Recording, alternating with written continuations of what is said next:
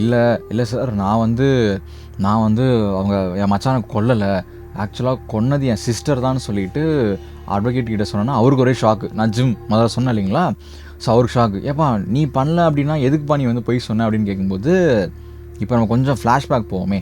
அந்த போலீஸு நம்ம டெய்லர் கூப்பிட்டு இன்வெஸ்டிகேட்லாம் பண்ணாங்கல்ல, நடுவில் கொஞ்ச நேரத்துக்கு அப்புறம் டெய்லர் முதல்ல ஒத்துக்கல, அதுக்கப்புறம் ஒத்துக்கிட்டான்னு சொன்னேன் இல்லைங்களா. ஸோ இந்த ரெண்டுத்துக்கு நடுவில் கேப்பில் போலீஸ் என்ன பண்ணியிருக்காங்க அப்படின்னா, கிறிஸ்டியையும் டெய்லரையும் வந்து தனியாக பேச விட்டுருக்குறாங்க. அப்போ எந்த ஒரு கேமரா ரெக்கார்டிங்லாம் எதுவுமே இல்லை, எதுவுமே பதிவு பண்ணல, ஆஃப் பண்ணிட்டாங்க. ஆஃப் த ரெக்கார்டாக பேசுங்கப்பா அப்படின்னு சொல்லிட்டு போயிடுறாங்க. ஸோ அப்போது கிறிஸ்டி என்ன சொல்லியிருக்கா அப்படின்னா, தம்பி நீ வந்து ஒத்துக்கோடா அந்த கொலையை, நான் தான் பண்ணேன் கொலையை, ஆனால் வந்துட்டு தயவு செஞ்சு நீ ஒத்துக்கோ, நீ இதை ஒத்துக்கிட்டே அப்படின்னா உன் மேலே எந்த ஆக்ஷனும் எடுக்க மாட்டாங்க, நீ சின்ஸ் மைனர் அப்படின்றதுனால. நான் ஒரு வேளை இதெல்லாம் பண்ணேன்றது தெரிஞ்சதுன்னா என்னை பிடிச்சி ஜெயிலில் போட்டுருவாங்க, நீ யோசிச்சு பாரு, எனக்கு குழந்தையெல்லாம் வேறு இருக்குது, அதெல்லாம் யார் பார்த்துப்பான்னு சொல்லிட்டு ஒரு மாதிரி அப்படி இப்படி மண்டையை கழுவி இப்போ வந்து டெய்லரை ஒத்துக்க வச்சுருக்காங்க. ஸோ அவங்க பிளான் படி சரி இவன் மைனர் தானே எதுவும் பண்ண மாட்டாங்கன்னு சொல்லி நினைக்கும்போது கோர்ட்டில் பிடிச்சி ஜெயிலில் போட்டுறாங்க 65 வயசு வரைக்கும். இதை வந்து டெய்லர் எதிர்பார்க்கவே இல்லை. ஸோ இப்போது அட்வொகேட் கிட்ட உண்மையெல்லாம் சொன்னதையுமே அட்வொகேட்டுக்கு என்னப்பா நீன்னு சொல்லிட்டு ஒரு மாதிரி அவரு ஒரு மாதிரி டிப்ரெஸ் ஆகிடுறாரு. அதுக்கப்புறம் மறுபடியும் இந்த கேஸை வந்துட்டு தட்டி எடுக்கிறாரு. ஸோ இப்போ இங்கே என்ன பிரச்சனை அப்படின்னு பார்த்தீங்கன்னா, திருப்பியும் மேல்முறையீடு பண்ணணும் அப்படின்னா அவ்வளோ ஈஸி இல்லை போல். மிசிசிப்பியில் அந்த டைமில் அந்த கோர்ட்லாம் வந்துட்டு ரொம்ப ஒன்ஸ் இந்த மாதிரி ஃபுல்லாக எல்லா ஆதாரமும் ஸ்ட்ராங்காக இருக்குது அப்படின்னு சொல்லிட்டு ஒரு கேஸ் வந்து வித்ட்ரா பண்ணப்பட்டுச்சு அப்படின்னா மறுபடியும் மேல்முறையெல்லாம் பண்ணுறது ரொம்பவே கஷ்டம்னு வந்துட்டு அந்த டைமில் இருந்திருக்கு. இருந்தாலும் இந்த அட்வொகேட் ஜிம் பார்த்தீங்கன்னா வந்து பாயிண்ட்ஸுக்காக தேடுறாரு. சரி ஓகே ஆனால் ஆகிப்போச்சு, இப்போ ஏதோ ஒன்று வச்சு இந்த கேஸை வந்து மேல்முறையீடு பண்ணுமே அப்படின்னு சொல்லிட்டு பார்க்கும்போது தான் ஒரு விஷயம் வந்து மாட்டுது. என்ன மாட்டுதுன்னா, ஜோயி, அதாவது எங்கள் அக்காவோட ஹஸ்பண்டு இறந்து போனார் இல்லைங்களா, ஸோ அவரை அந்த பாடியை கடைசியாக எக்ஸாமைன் பண்ணி அதெல்லாம் பண்ணுவாங்கள்ல, அந்த ஃபைனலாக அந்த போஸ்ட்மார்ட்டம் மாதிரின்னு வச்சுக்கோங்களேன். ஸோ அது பண்ணின ஒரு ஆள் வந்துட்டு சர்ட்டிஃபைடான ஒரு ஆள் கிடையாது. அவர் பேசிக்காக வந்து அந்த சர்டிஃபிகேட்லாம் வாங்காமல் ஒரு போலியாக வந்து ஒரு பண்ணிட்டு போயிருக்கார் போல். ஸோ அதை காரணமாக மேற்கோள் காட்டி இல்லை அவர் இறந்ததில் இன்னும் மர்மம் இருக்குது, ஏன்னா இந்த ஆள் வந்து சர்டிஃபிகேட் கிடையாது, ஒரு சின்ன யாரோ வேணே வந்து ஒரு அனுப்பி பண்ணியிருக்காங்கன்னு சொல்லிட்டு ஒரு பாயிண்ட்டை பிடிச்சி திருப்பியும் கோர்ட்டில் வந்து இந்த கேஸை வந்துட்டு ஸ்டார்ட் பண்ணுறாங்க. ஸ்டார்ட் பண்ணணுமே கொஞ்சம் ஒரு சின்ன ஹோப் வந்து டெய்லருக்கு வந்து பிறக்குது. இதுக்கு நடக்கிறதுக்குள்ளேயே நிறையா டைம் ஓடிடுச்சு, நிறையா செலவு பண்ணுறாங்க. அவங்க அம்மா கிட்டத்தட்ட சொத்தையெல்லாம் வித்துடுறாங்க இந்த கேஸ் நடத்துறதுக்காக, ரொம்ப ஃபேமிலியாகவும் ரொம்ப டவுனாக இருக்கிறாங்க. ஸோ இதெல்லாம் தாண்டி ஃபைனலாக கோர்ட் கேஸுக்கு வருது. ஆனால் இங்கே தான் மிகப்பெரிய ஒரு செக் பாயிண்ட்டு. என்ன செக் பாயிண்ட்னு கேட்டிங்கன்னா, 2 ஆப்ஷன் இருக்குது. ஒன்று என்ன அப்படின்னா, இப்போ சின்ஸ் மேல்முறையெல்லாம் பண்ணுறாங்க அப்படிங்கும்போது கோர்ட் தரப்பில் என்ன சொல்லப்படுச்சு அப்படின்னா, சரி ஓகேப்பா நாங்களே வந்து விட்டுறோம், மைனர் பையன் தான், ஓகே நானும் ஒத்துக்கிறேன், ஸோ அவனை வந்து ஒத்துக்க சொல்லுங்கள், பண்ண கொலையை நான் தான் பண்ணேன்னு ஒத்துக்க சொல்லுங்கள். அப்படி ஒத்துக்கிட்டான் அப்படின்னா ஒரு சில மாதங்களில் நாங்களே அவனை வந்துட்டு ரிலீஸ் பண்ணிடுறோன்னு சொல்லிட்டு கோர்ட் சொல்லுது. இப்போது 2வது ஆப்ஷன், இப்போது ஒரு வேளை அந்த பையன் வந்து கொலை பண்ணல அப்படின்னு சொல்லி திருப்பியும் கேஸை கண்டினியூ பண்ணும்போது இவன் தான் கொலை பண்ணான்னு சொல்லிட்டு கோர்ட்டில் நிரூபிக்கப்பட்டுச்சு அப்படின்னா காலத்துக்கும் வெளியே வர முடியாது, கன்ஃபார்ம் ஜெயில் சாவர வரைக்கும் அப்படின்னு சொல்லிட்டு கோர்ட்டில் ஸ்ட்ராங்காக சொல்லிடுறாங்க.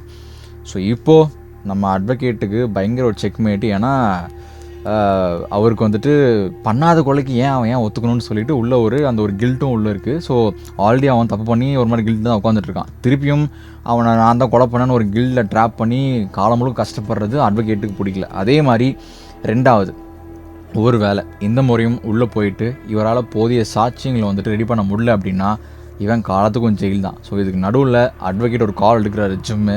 சரி நீ வாப்பா, உண்மை ஜெயிக்கும், நியாயம் ஜெயிக்கும், நம்ம தைரியமாக போய் போராடலான்னு சொல்லிட்டு டெய்லரையும் அவங்க அம்மாவையும் கூப்பிட்டு போய் இப்போ கோர்ட்டில் வந்துட்டு மேல்முறையே பண்ணிடுறாங்க. ஸோ பண்ணிவிட்டு திருப்பியும் அந்த சிட்டிங்கிறது வருது. இந்த முறை வந்துட்டு கிறிஸ்டியை கூப்பிட்டு விசாரிக்கிறாங்க.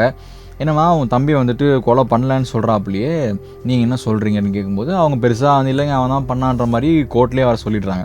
அதுக்கப்புறம் டெய்லர் கூப்பிட்டு கேட்குறாங்க, எப்பா நீ தான் பண்ணியா, அன்றைக்கி ஏன் பண்ணேன்னு சொன்னேன் அப்படின்னு கேட்கும்போது இப்போது அட்வொகேட் கிட்ட என்ன வந்து சொன்னாரோ டெய்லரு அது எல்லாமே கோர்ட்லேயும் சொல்கிறாப்புல. இந்த மாதிரி எங்கள் அக்கா பயந்துக்கிட்டா, நான் வந்து மைனர்ன்றனால எதுவும் பண்ண மாட்டாங்கன்னு சொல்லிட்டு தான் என்னை வந்து ஒத்துக்க சொன்னால், கடைசியாக நீங்கள் தூக்கி ஜெயிலில் வர போட்டிங்க, கொலையை வந்து எங்கள் அக்கா தான் பண்ணான்னு சொல்லிட்டு அந்த பக்கம் இவரும் சொல்ல, ஆனால் எந்த ஒரு ப்ரூஃப்மே இல்லாமல் இருந்துச்சு.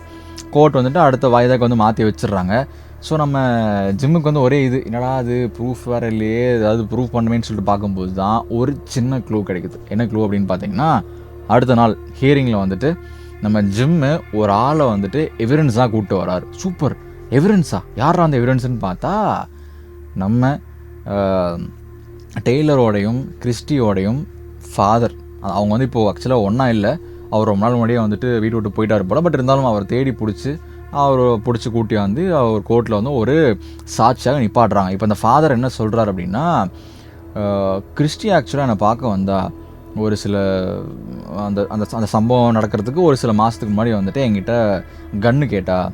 எதுக்குமா உனக்கு கன்னுன்னு கேட்கும்போது, இல்லை நான் அந்த மாதிரி ஜோயி எனக்கு பிடிக்கல, நான் அவனை வந்துட்டு கொண்டுடலான் இருக்கேன் அப்படின்னு சொன்னாலுமே எங்கள் அப்பாவுக்கு ஒன்றுமே புரியல. ஏமா பிடிக்கலன்னா டைவர்ஸ் பண்ணிட்டு போக வேண்டியதானே, எதுக்கு நீ வந்து ஷூட் பண்ணணும் அப்படின்னு சொன்னதுமே அவங்க அப்பாட்ட கதை விட்டுருக்கப்பல, ஏதோ அந்த மாதிரி ரொம்ப மன உளைச்சல், ரொம்ப எனக்கு கொடுமைப்படுத்தலாம், எனக்கு அவ்வளோ ஆத்திரம் வருது, வெறி வருதுன்னு சொன்னேன். எங்கள் அப்பாவும் வந்துட்டு அதெல்லாம் தர முடியாது, நீ இந்த மைண்ட் செட்டை மாற்றிக்கோன்னு சொல்லிவிட்டு அவர் ஒரு மாதிரி அமுச்சு வச்சிடறாப்புல.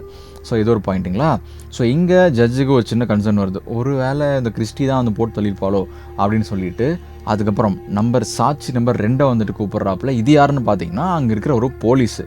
ஸோ அந்த போலீஸ் இப்போ என்ன சாட்சி சொல்கிறாங்க அப்படின்னா, இந்த கொலை நடக்கிறதுக்கு ஒரு சில வாரங்களுக்கு முன்னாடி கிறிஸ்டி எனக்கு வந்து கால் பண்ணாங்க. கால் பண்ணி இப்போ இந்த ஹெல்த் இன்சூரன்ஸு அதெல்லாம் இருக்குது இல்லைங்களா, ஸோ அதை வந்துட்டு வித்ட்ரா பண்ணணும் அப்படின்னா அது என்னென்ன மெஷர்ஸு, லைக் என்னென்ன மெத்தட்ஸு, அதை எப்படி நம்ம எடுக்கணும்னு சொல்லிட்டு அந்த போலீஸ்கிட்ட ரொம்ப நேரம் கிறிஸ்டி வந்துட்டு ப்ராப்பராக பேசியிருக்காங்க போல்.